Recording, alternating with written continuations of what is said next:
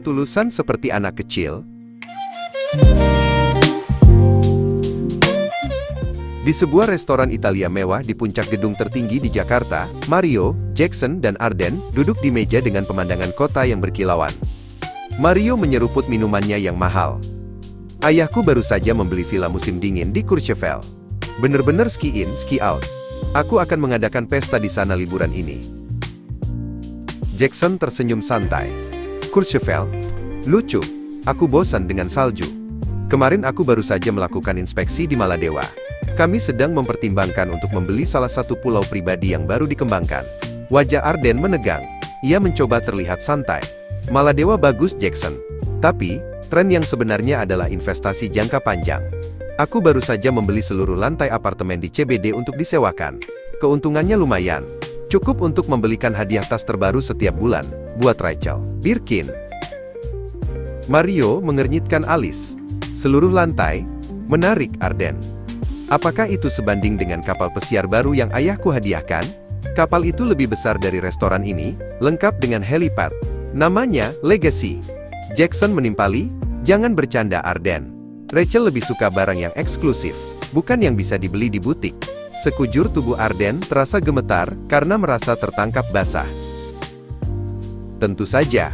Maksudku, tasnya tentu yang custom. Arden menenangkan diri, lalu bergegas berdiri.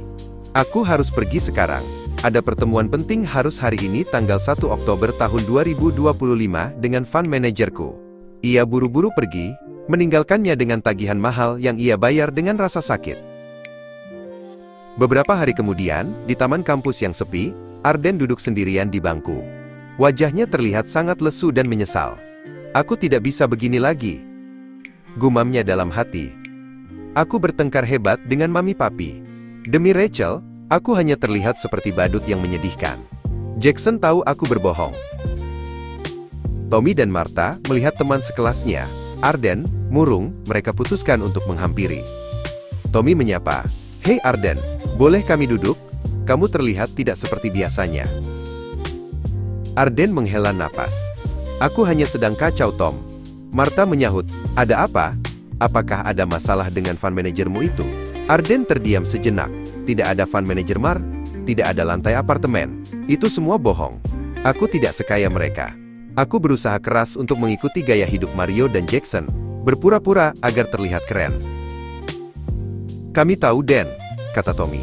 "Kami sering melihatmu tegang saat bersama mereka." Martha tersenyum lembut. Kebesaran sejati tidak diukur dengan properti atau kapal pesiar. Ingatlah Injil Matius bab 18, ayat 1-5. Yesus memanggil seorang anak kecil dan berkata, "Jika kamu tidak menjadi seperti anak kecil itu, kamu tidak akan masuk ke dalam kerajaan sorga."